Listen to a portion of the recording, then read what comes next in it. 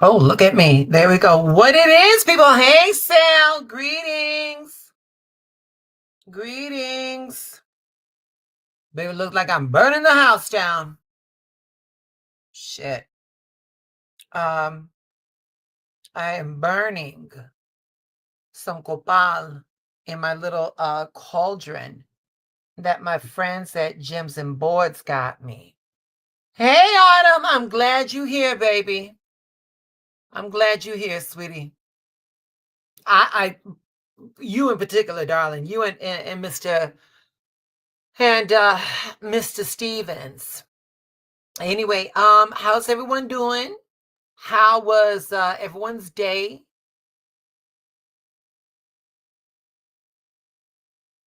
Um,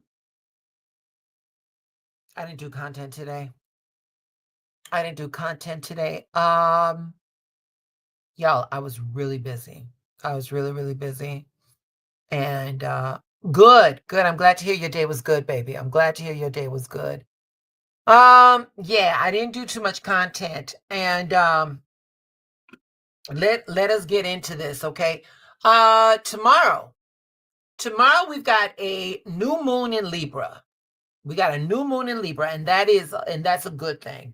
And it's funny that that this moon is coming at the time. Hey, Mr. Stevens, I was just telling Autumn that I was hoping you would arrive because I had both of you in mind today. But like I was saying, tomorrow we got a new moon in Libra. And this new moon is going to bring us a lot of things. It's going to bring us some frequency shifts. This new moon in Libra is going to uplift us from fears. It's going to bring more clarity about our life's purpose. And that's a good thing. With all that, this new moon in Libra is going to bring healing from past traumas, emotional releases. Um, it's going to bring us new hope and inspiration for the future. Um, it's going to help us tap into that universal power to create wealth. So, you do your manifestations to get your bag. Um, Destined relationships are going to be coming forward. Um, we're going to be more connected to the right romantic partner. Hey, Lisa, blessings, darling. So this new moon affects all signs, but Aquarius, which is Aquarius, Leos, Libras, Sagittarians, we may notice the effect the most. All right. So, um, y'all, and again, please don't forget to like the video, as you walk in and stuff like that. Y'all, yesterday. Oh, before we do anything, here, let me show you. This our new moon. That's our new moon. Know you are loved. Miss Yasmin Boland. Miss Yasmin Boland. She brought us that card. All right. So y'all, last night when we went live, we were hitting on some things. And two people came forward and they were very forthcoming with their struggles. And for whatever reason last night I couldn't let it go. I couldn't let it go. Um and there were a few reasons.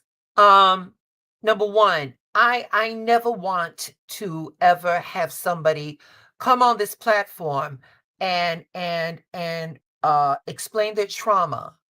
I'm not doing that for like clicks or views or anything like that. And I know I didn't do that. That was never my intent.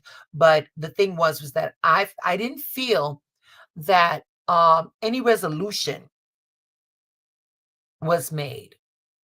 And so tonight I wanted to take a moment and talk about and talk about the wounded child. All right. I wanted to talk about that. Greetings, Yvette. Yeah, Yvette. It was a spur of a moment thing. It was a spur of a moment. But I'm glad you're here, baby. I'm glad you're here. So here, I'm gonna put it on the screen. Here we go. We got the Empress. Okay. The Empress. She's the mother. She's the mother. She's the nurturer. She's the life giver. And she represents creation. She represents comfort. She represents abundance. Um, when children come into the world, when children come into the world, um, let me go about it this way. When a child grows up craving nurturing from a source that may have been inconsistent, from a source that may have been manipulative, or too wrapped up in their own pain to see the child's pain, things happen. When a child is abused, they rarely grow up hating the parent. What usually happens is that they grow up hating themselves. Um, a child's mind, a child's mind can't wrap it can't wrap itself around the idea that the person who was supposed to love them broke them.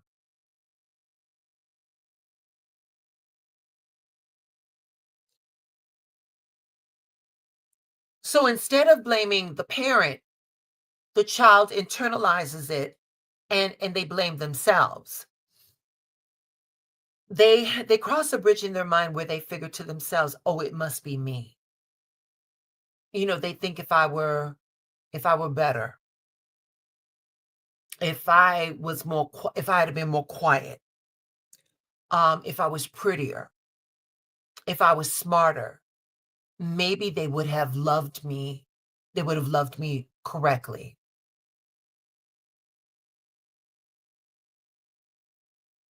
That right there is, oh shit. That right there is the birth of shame.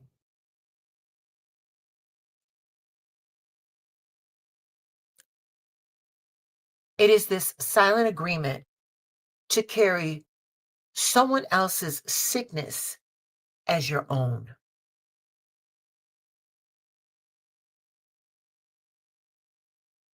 But the truth is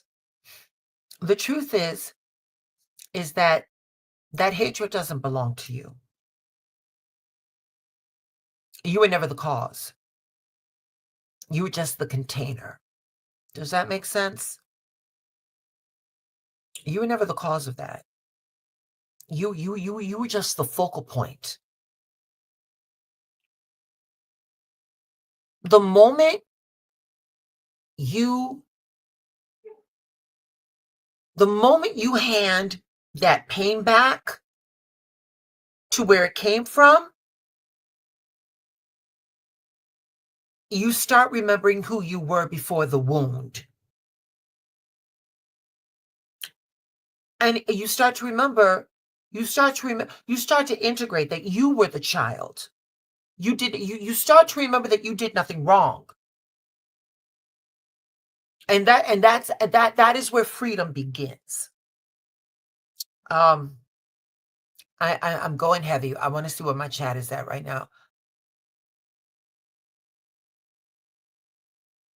Um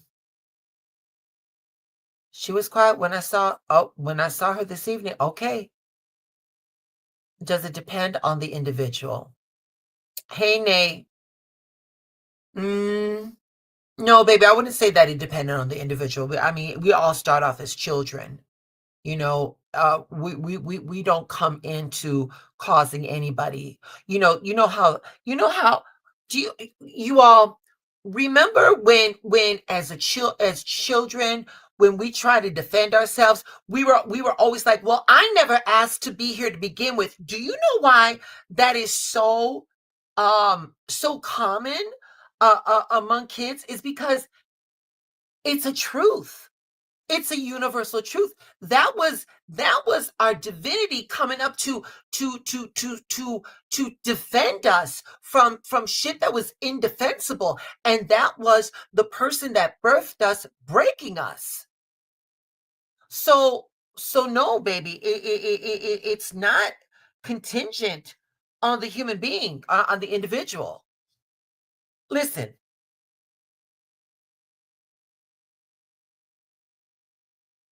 listen close.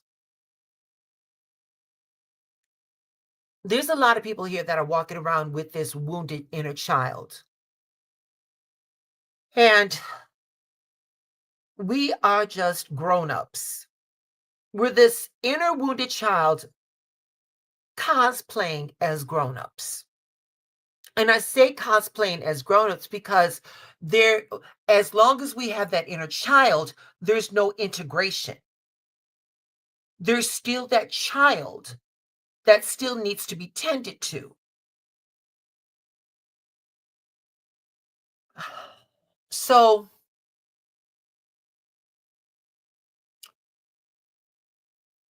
here's what I want. Y'all, I'm gonna say this. This was heavy on my spirit all day today. And I was just like, oh, how am I going to bring this to them? So here's what you can tell that inner child, that wounded child. Here's what you can tell every part of you that's still flinching, or is still hurting, or is still waiting for a love that never came. Number one, it was never your fault. It was never your fault. You didn't deserve the pain. You didn't deserve the silence. You didn't deserve the confusion. You were a child doing the best to survive in grown up chaos. You're a child. You were never you were never hard to love. You were never hard to love. They were hard to give love. Their wounds ran deep. Did you catch that? You were not hard to love. They were hard to give love because of the bullshit that they had to go through, or that they were still tending to. And you got caught up in that overflow of their confusion. As a child, you got caught up in their bullshit. But if you don't hear nothing else from me, let me say this. The shit that went down, their lack of nurturing, that doesn't define your worth. It reveals theirs. I hope I'm I hope I'm am I making sense, y'all? I was doing this job, but I didn't treat my kids. No, baby. Autumn, you broke that curse. You broke that curse. All right, Michael, you feeling that? Okay. All right. All right. All right. All right. All right. All right. Because like I said, y'all, this one sat heavy on me. This one sat heavy on me. I showed you the Empress, but this is what you all got. You got the Empress in reverse.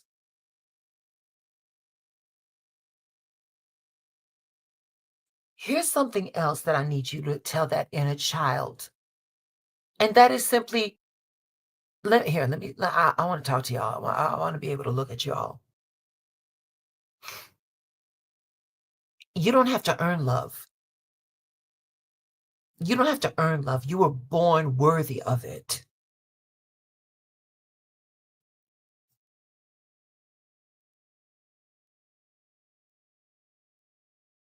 You were never meant to perform for affection. As a child, your position was only to receive it.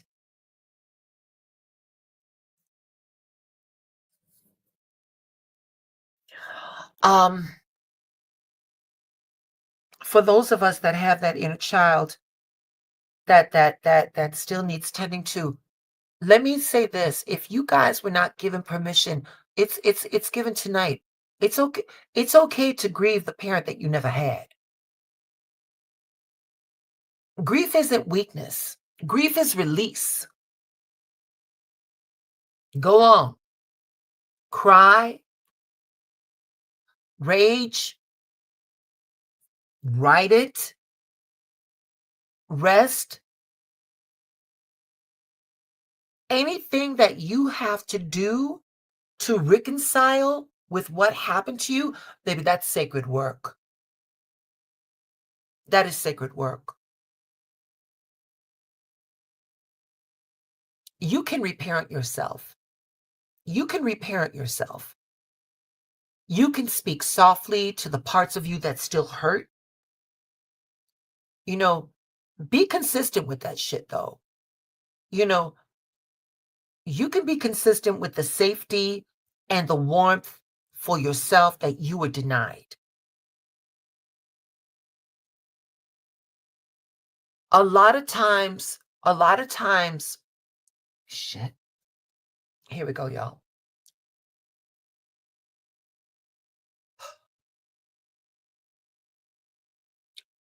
Your inner child is not broken. Your inner child is waiting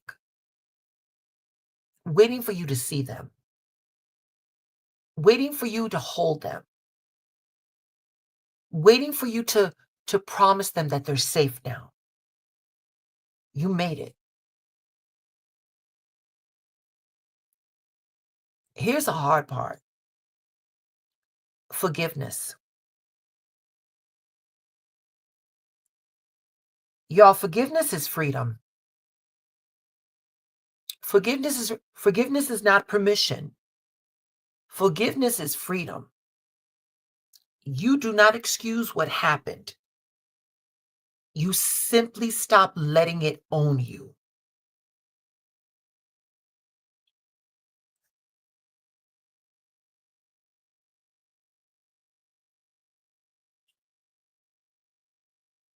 Um, we saw in the chat this point, and that from Miss Autumn, and that is you are allowed to outgrow your family's story. You can love them and still protect yourself.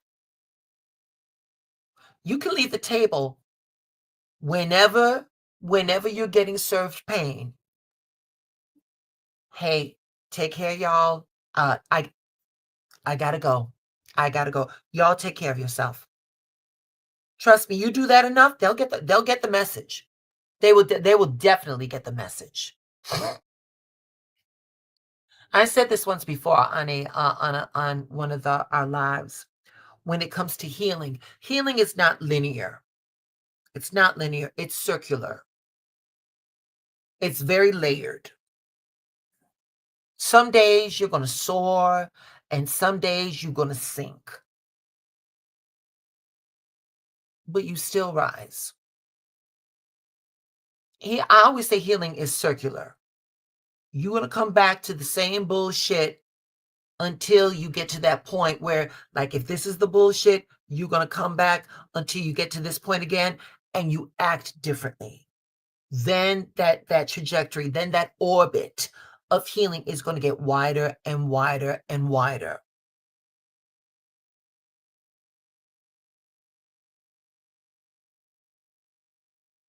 Like Miss Autumn, where she acknowledges her childhood pain, but she does not um perpetuate that. For all of us that were wounded as children. And for all of us that still crave our healing, you all are now the new ancestors. You all are start writing a new story for your generations. You all are the bloodline that your ancestors have been crying for. Ooh. Simply by choosing awareness, every time you love yourself out loud, every time you bypass a trigger that was caused by that trauma, you rewriting your bloodline. That's deep. That's deep. Let me look at my chat. Let me see what we got going on in the chat. Hey, Miss Kimbrough, greeting. Dana, I'm going to be able to drop the link for you, baby. I want to hear from you. So stay with us, okay?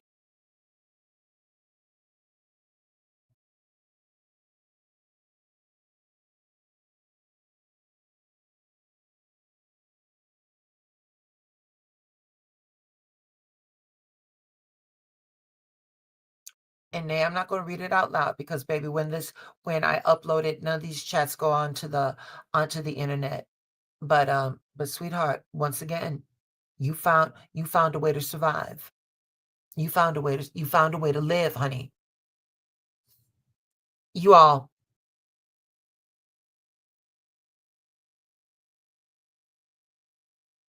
healing doesn't begin unless you all have understanding. And you all have to understand, where your mother's wound was at. Where from the mother, where did it come from? And again, it usually originates from her own unmet needs, from her own trauma, or from her own emotional neglect. Often from her mother or her father or her early environment. We got so many young people right here, wanting to have children because they want something to love. Well, you don't know how to love, but yet we just keep perpetuating this cycle. You know, what is we doing? What are we doing? You know, um,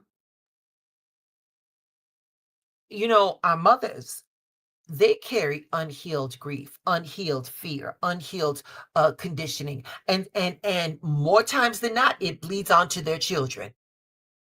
It bleeds onto their children. Her own childhood trauma, societal pressures, expectations of perfection, being too much or not enough.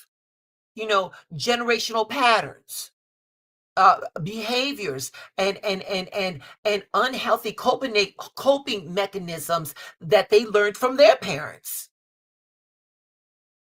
It could come from unprocessed grief or loss. Losses, or they your moms had to learn how to suppress their emotions, and that never got a healthy expression. Emotional unavailability, or self-neglect. She never learned how to nurture herself fully, so she struggles to nurture other people. The wound is listen, y'all. The wound is it's rarely conscious. But at the end of the day, that is her story. That's not yours. A maternal wound cuts very deeply, particularly with daughters. Don't get me wrong, pain is pain. But when it comes to mother to daughter, baby, that's a dynamic. That's a crazy dynamic.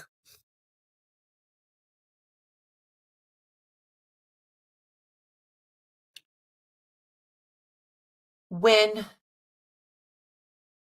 that maternal wound cuts as deep as it is, That forms the earliest blueprint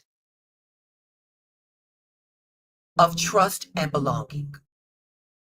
When a mother is emotionally unavailable, when a mother is manipulative, or when a mother is self absorbed, the child learns to love to the child learns to earn love instead of receive it. I told Mr. Stevens this. That is not your portion. That is not your portion. When a child when a child learns to earn love instead of receiving it, that wound grows into patterns. It grows into patterns of people pleasing. It grows into patterns of guilt for having needs. It grows into confusion between love and sacrifice. And at the end of the day, it's not just pain. Now it becomes programming. Oh shit, that fucked me up. Give me a second. Okay, that one got me. That one got me.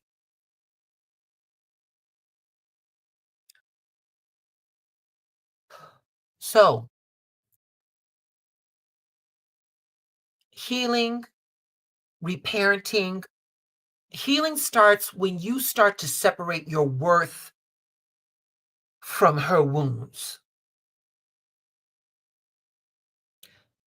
When you stop trying to mother the one who was supposed to mother you.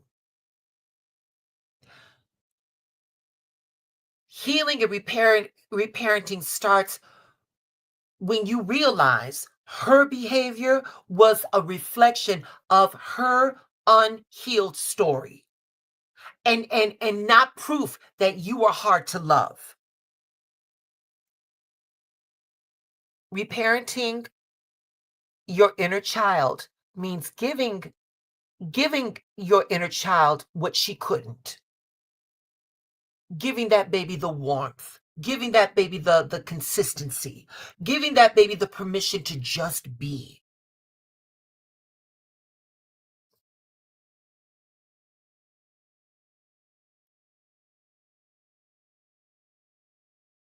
How we doing out there? Y'all, I'm shaking inside. Um, spiritually, and we have all kinds of archetypes.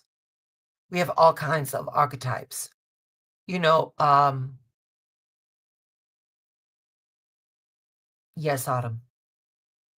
Thank God that there was someone else there. Um, on an archetypal level, we have what we know as the divine mother, the universal mother. Um, let me see if I can. Let me see if I got it. Uh-uh. Here we go. Here we go. In Yoruba religions, Yemaye is supposed to be the universal mother. She's the universal mother. She's the mother of the oceans. Um, the oceans were symbolic of amniotic fluid, and the fact that this planet is is made up of more water than anything else, you know. Um, that's how we got that. That's how we got the universal mother. And then and then in like some Yoruba religions, like Santeria, the Virgin Mary is hidden, is Yemaye hidden. In the African diaspora, slaves had to hide their aroshas behind Catholic saints so that they were able to practice their practices without being punished. But let's talk about this universal mother. This universal mother never leaves you. Every time that you are shown compassion, every time there's a moment that you are able to self-soothe, um, every time a truth was spoken in your defense, that was universal mother expressing herself. You know, finding the universal mother in real life, she's just not a concept. She shows up everywhere you feel safe, where you feel seen, where you feel cared for. That's where universal mother is. Kindness from other people, a friend checking in on you, a stranger holding the door for you, someone listening to you without judgment. Um, and in nature, the sun warming your skin, the rain washing over you, the trees sheltering over you, the rhythms of the ocean or the lake, or that breeze that calms, that gives you that calm in your chest. That's universal mother.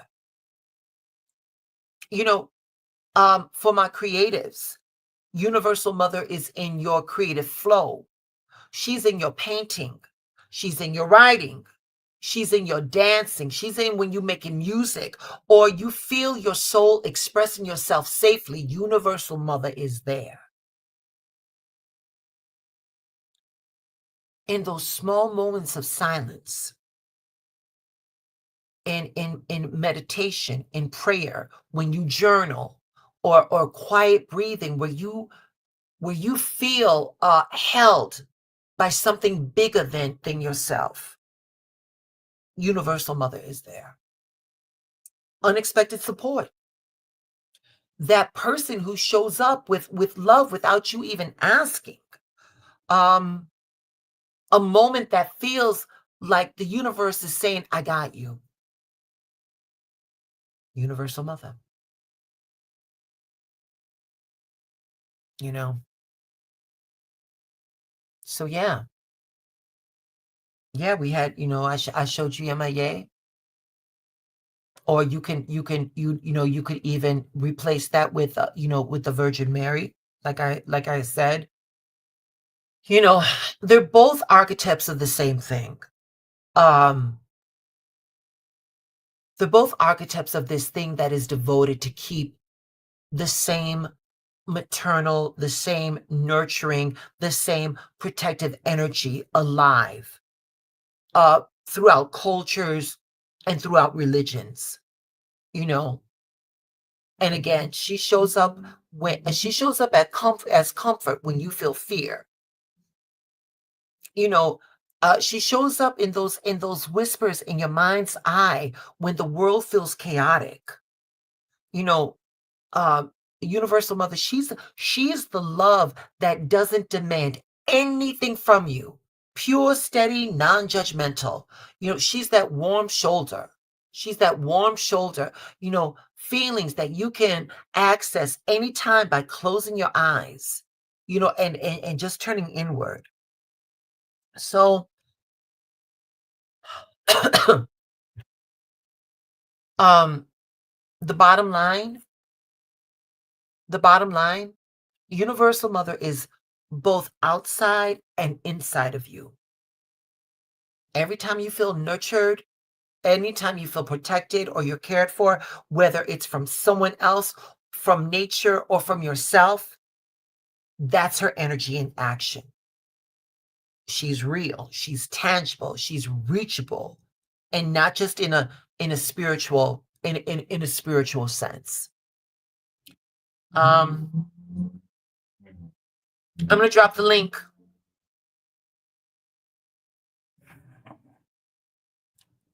Come on up, and if you all want to share, come in and share with me. If you got a difference of opinion, I'm willing to hear that too.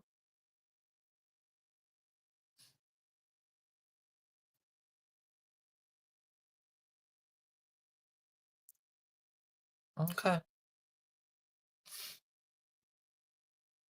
Okay, nobody wants to come up. That's okay. That's okay. Um, But here's a here's some questions.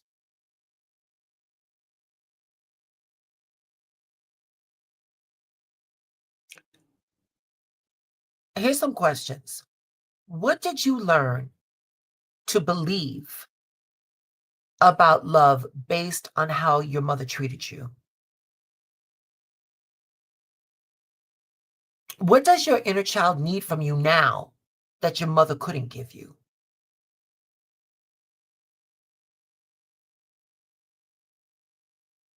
Oh, here's another one. How can you call on the energy of the universal mother within yourself on a daily basis? You know.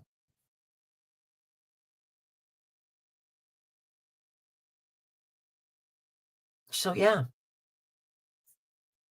Um I don't know how you all are feeling. I'm glad that I was able to get this off my chest because I feel like I feel that I was able to at least offer some tools. You know, I mean, we go through life and we never know what's coming our way from one moment to the next. And but no one ever gives us like a guidebook or some shit like that, you know. And I always tell you all that the worst chapter of your life is going to be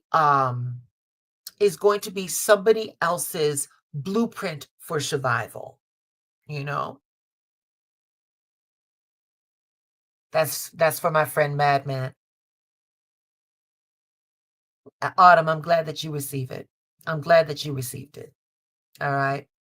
All right, y'all. Listen, I'm not gonna hold you. I'm glad that we were thank you all for joining. And especially you, Autumn and Mr. Stevens. I just felt so incomplete last night. And I just wanted a second chance to be able to give you something that you could hold on to. So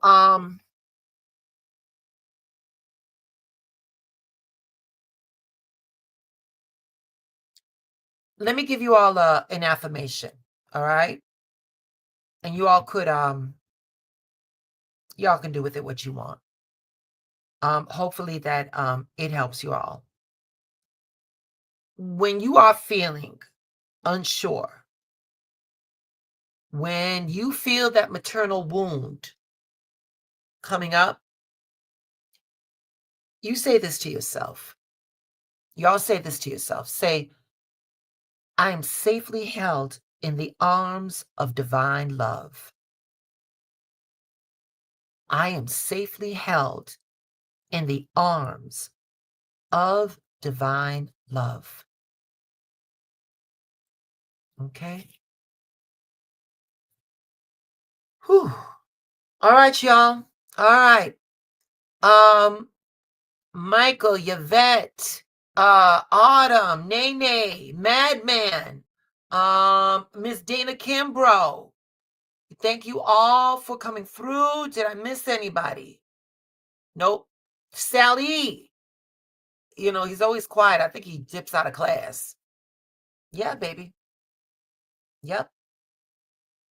You are safely held in the arms of divine love. All right. All right, baby. And y'all, with that, tomorrow's the new moon in Libra. Go and get the love that you need. Brand new moon cycle. All right. All right. Oh, Sal just dropped a pumpkin. Let me know that he's still there. All right, y'all. Y'all stay safe, stay blessed, stay on assignment, stay in alignment. I'll be back. Take care, y'all.